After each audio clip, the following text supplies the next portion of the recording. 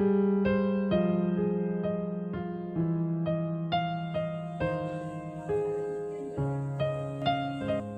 morning, students.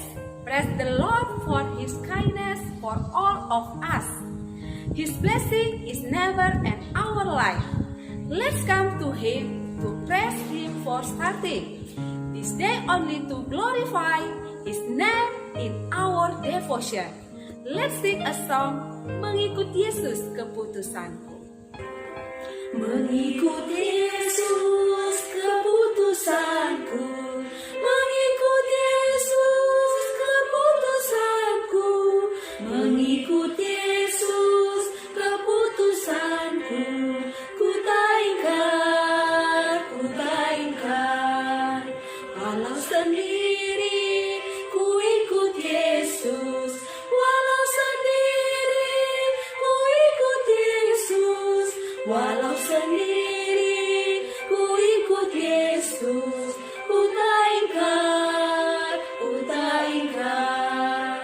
Anak-anak, mari kita bersatu di dalam doa.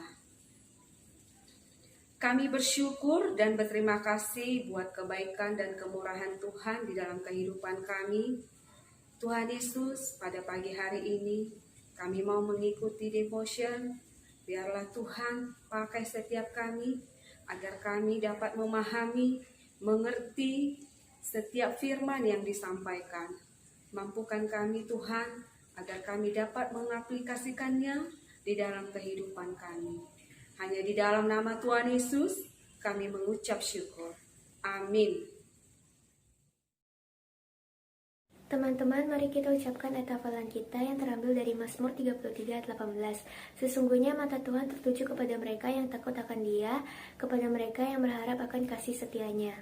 In English, Psalm 33 verse 18. Behold, the eye of the Lord is on those who fear Him, on those who hope in His mercy. Anak-anak, mari kita siapkan hati kita lebih sungguh-sungguh di hadapan Tuhan. Kita naikkan pujian bagi Tuhan, mengasihi lebih sungguh.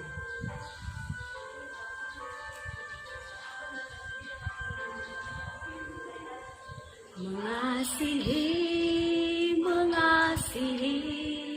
lebih sungguh. Mengasihi lebih sungguh. Tuhan lebih dulu mengasihi kepadaku, mengasihi lebih sungguh.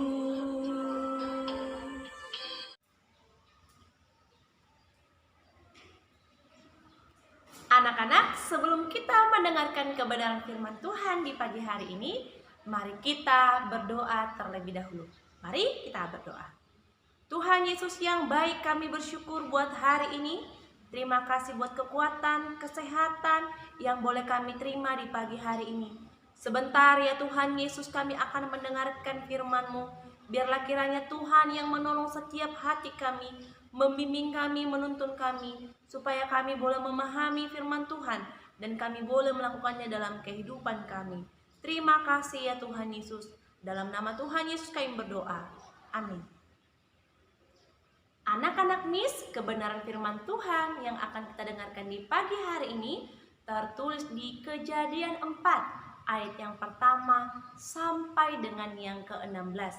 Miss akan bacakan untuk kita di pagi hari ini dari ayat yang ketiga sampai dengan yang ke-7.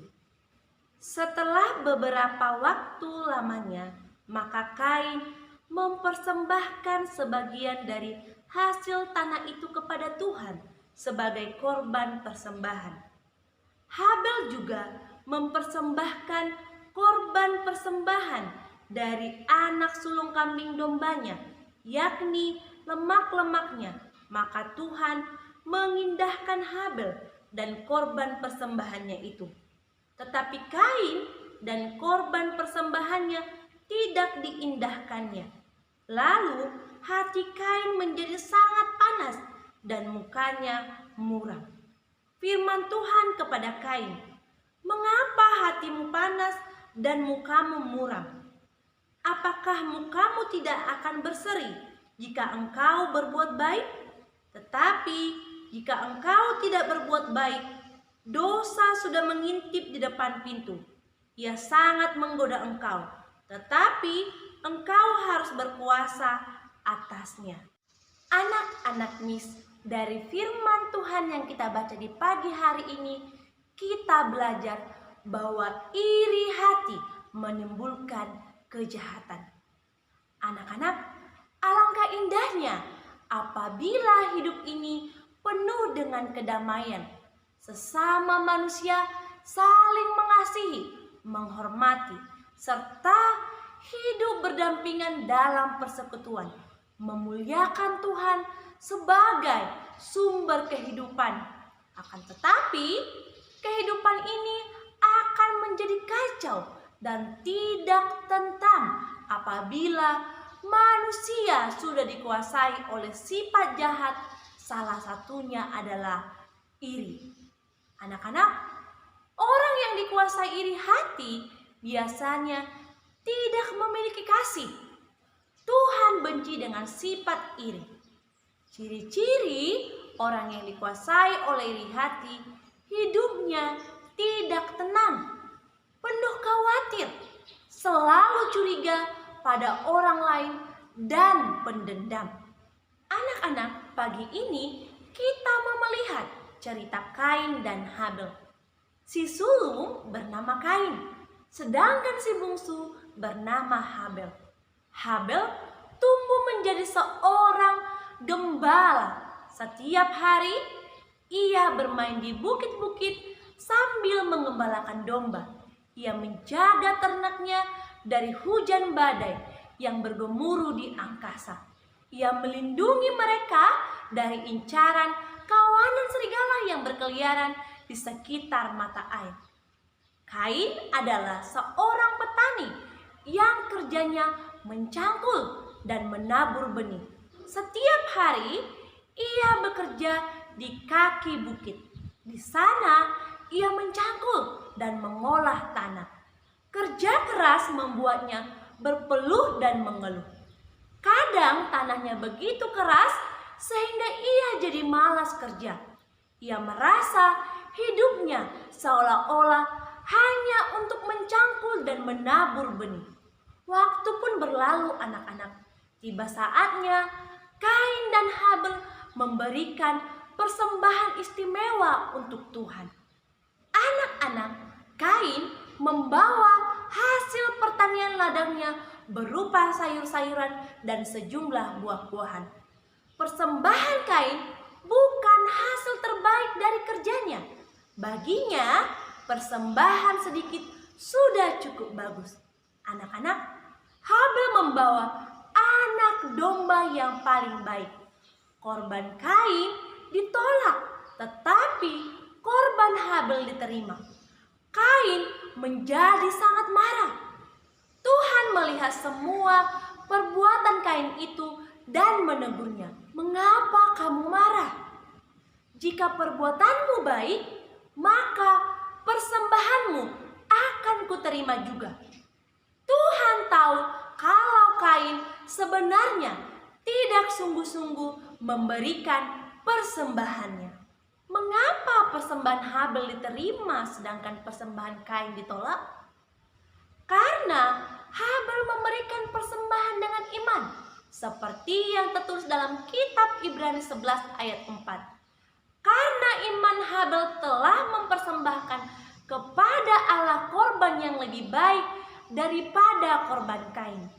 Dengan jalan itu, ia memperoleh kesaksian bahwa ia berkenan kepada Allah. Jadi, Tuhan mengkehendaki ketulusan hati kita saat memberi persembahan. Anak-anak, meskipun korban Kain ditolak, ia tidak mau merendahkan diri dan bertobat kepada Tuhan. Kain menjadi iri hati dan marah kepada adiknya Habel. Tuhan selalu memperingatkan Kain, namun ia tidak mengindahkannya. Ia lalu mengajak adiknya ke padang. Di sanalah Kain memukul Habel adiknya, lalu membunuhnya. Kain adalah orang yang pertama kali membunuh orang beriman, yaitu Habel, adiknya sendiri. Anak-anak, apakah kamu pernah mempunyai rasa iri hati terhadap teman dan saudaramu? Lalu, apa yang kamu lakukan?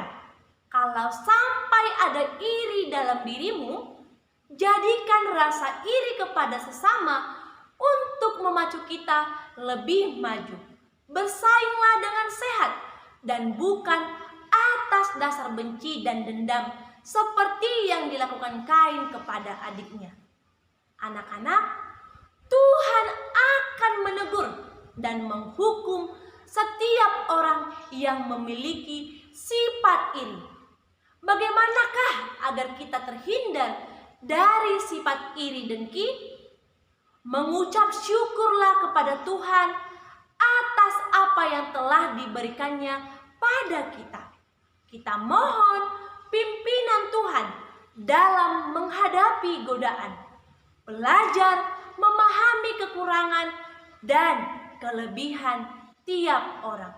Anak-anak, apabila kita menghindari sifat iri dengki, kita akan menemukan kedamaian, ketentraman hati, dan sukacita.